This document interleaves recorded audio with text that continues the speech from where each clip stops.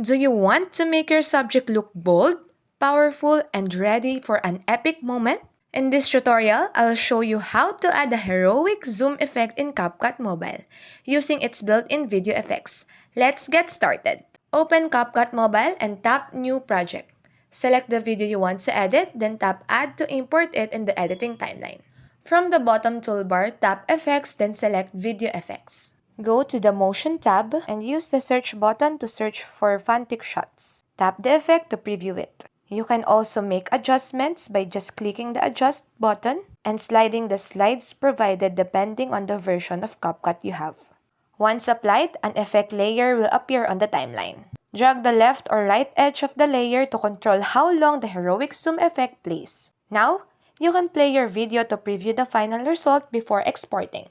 And that's how you add heroic zoom effect in your CapCut Mobile. Thanks for watching and happy editing! Don't forget to like, share, and subscribe. God bless!